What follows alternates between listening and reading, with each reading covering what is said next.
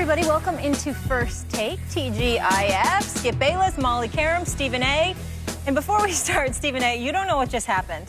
Skip is here. I'm waiting to get mic'd up, and there are 3 ladies swarming him because they're all fighting over who gets to mic up Skip, hoping he's in a good mood today. I'm like, is this really happening, ladies, man? Well, first of all, he's in a good mood every day because he's with me. Oh, secondly, that and is more true. importantly, You got me on secondly, and more importantly, I'm glad you saw Mr. Suave. You know, this is the dude that needs makeup artists and folks spraying his hair. I mean, this is that Skip. So true. I'm glad you told the now nation you're about lying it. You to know the what I'm saying? American people. But bottom line, my heart belongs to one and only one female, and she knows who she is. Yes, That's Ernestine. right. Hold of on. course. I will vouch for that. Yes. That Thank you. is absolutely true. No question about it. Anybody that tries to get in his way and deny that, I will fight on his behalf. Thank you. And that We is know. absolutely correct. That's the truth. Your better half. But you still got it there, Skip. We'll leave it at that. About last night, LeBron still got it as well. The Cavs became the 4th team in NBA history to win each of its first 10 games of a single postseason after a dominating 19-point win over the Raptors in Game 2. LeBron James led the way with his 15th career postseason triple-double.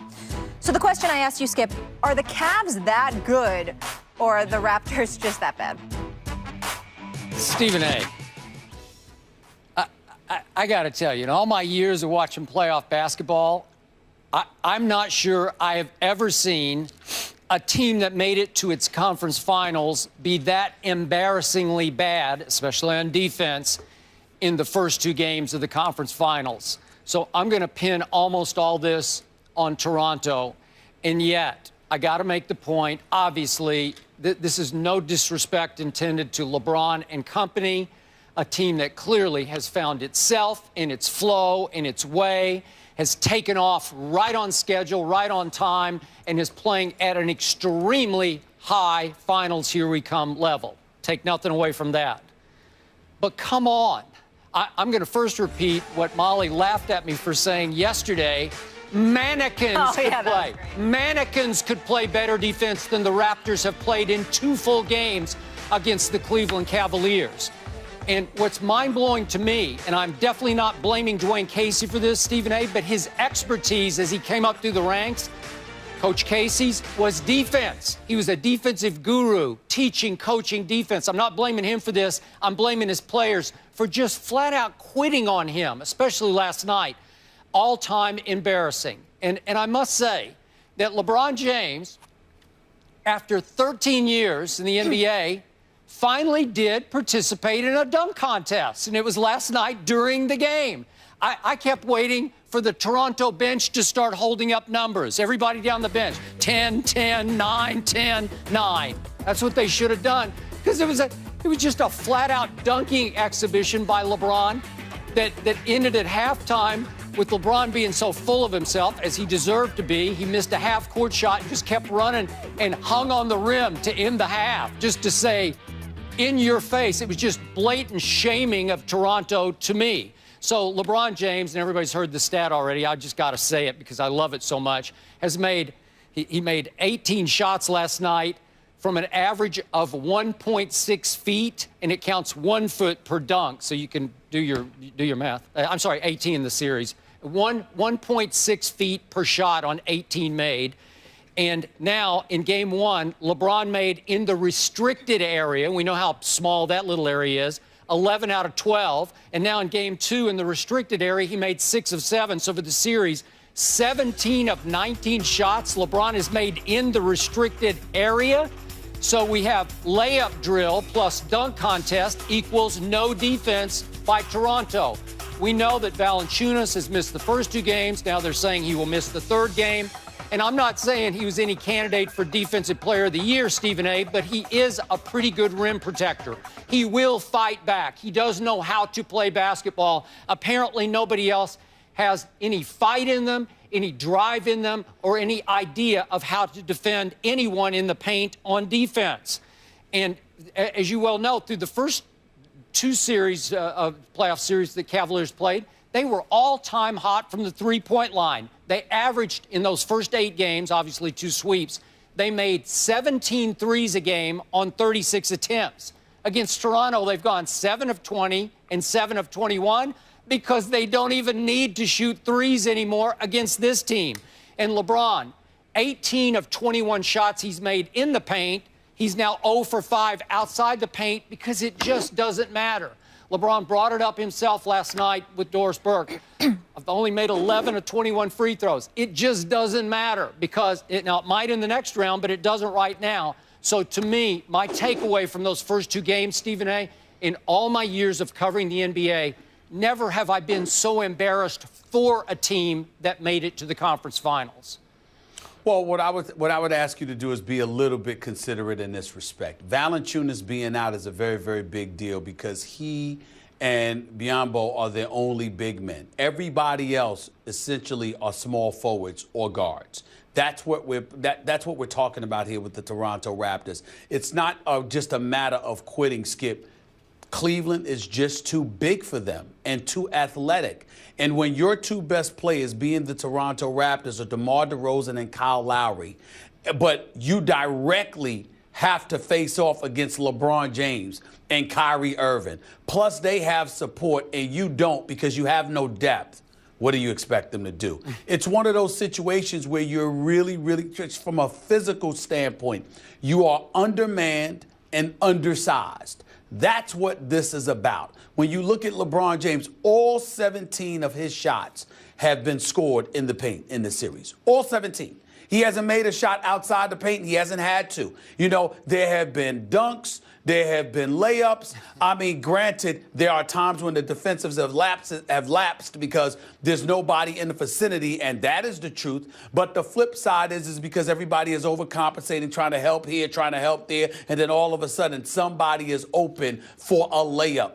Cleveland is just too big, too athletic, too long, too strong for Toronto. This is a matchup nightmare for the Toronto Raptors. That's all that's going on here. Certainly, you've got a situation where guys are demoralized because they're missing shots, and we'll talk about that later with Kyle Lowry. You got guys that are on the court literally feeling absolutely positively helpless because they don't have the personnel. And it's not just about skills. It's literally about big bodies. Have any other than Biyombo. Even Patterson is essentially a small forward. That's what's going on here. That's their problem. That's why I'm sitting here and I'm looking at it and I'm saying, well, you know, I feel bad for them. I feel sad for them. I'm not disgusted with them because I see just a flagrant lack of effort. I do see where you're coming from, but that's after, Skip, hopelessness kicks in because they're completely demoralized because they have no answer. That's what this is about. This is not about laying down on a coach. It's not about quitting on Dwayne Casey. It's not about any of that. It's about, damn, there's nothing I can do. I can't stop this guy. I can't stop that guy. And then you got to remember, one of your 2 all-stars is Kyle Lowry. Who is he going up against? One of the best offensive players in the game in Kyrie Irving. The thing is, Kyrie dances on him, goes by him, and scores because there's no one on the interior to impede anything that Kyrie or anybody else wants to do. But then Kyle Lowry tries to pull off the same, and he goes there. There's a Kevin Love there. There's a Tristan Thompson there. There's a LeBron James and his athleticism there. And so what happens is that relegates you into being strictly a perimeter player, but then your shot's not falling. It's incredibly, incredibly demoralizing. Yep. And I think that's the word that I don't think it's about quitting.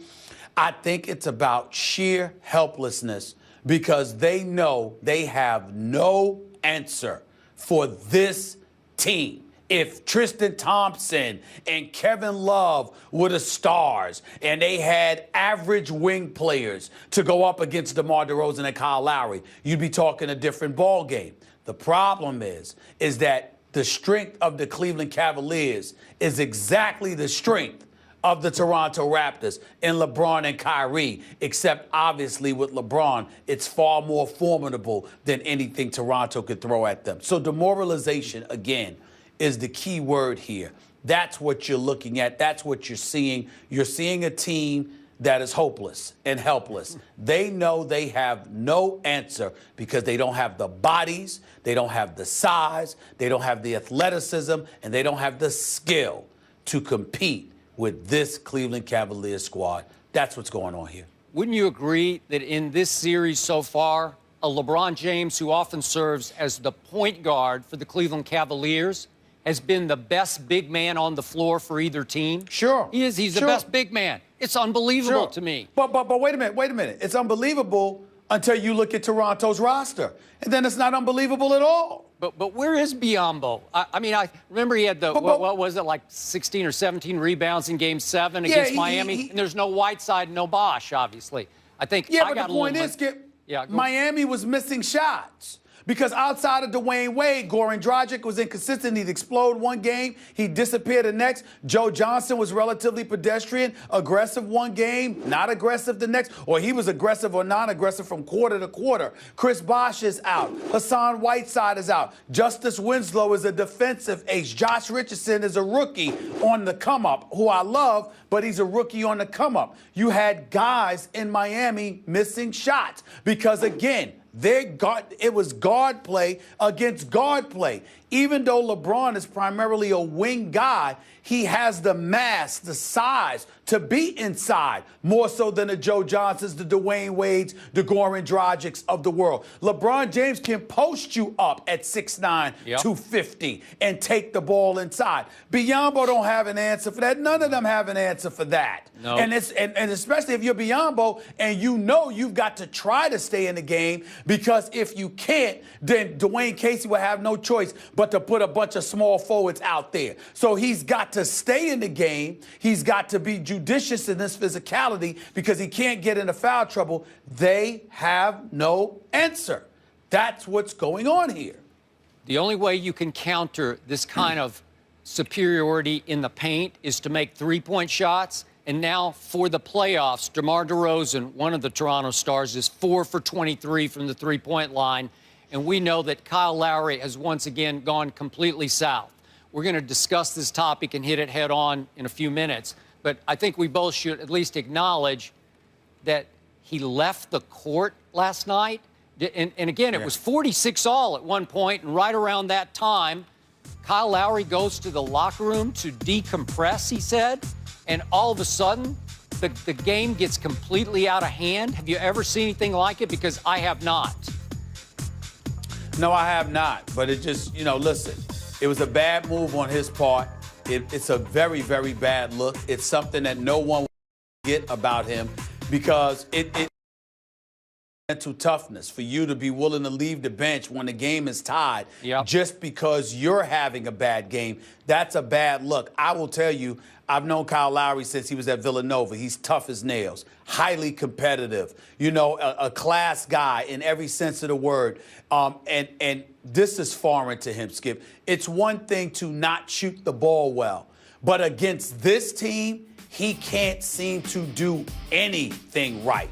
And more so than at any point in his career, he's called upon so desperately to help out because DeMar DeRozan can't do it by himself. And nobody else on Toronto is equipped to help him outside of Kyle Lowry. And so when you're missing shots like that, you just become incredibly demoralized. But let's be clear, there's no excuse. Yeah, I get you when you say he's tough as nails, and I've always viewed him as a very physical guard, could bang with you, could take you inside. Mentally tough, too, until last night. Until last night. That was not a good look. That's not a good look. Yeah. No question. All right, so it appears that series is over.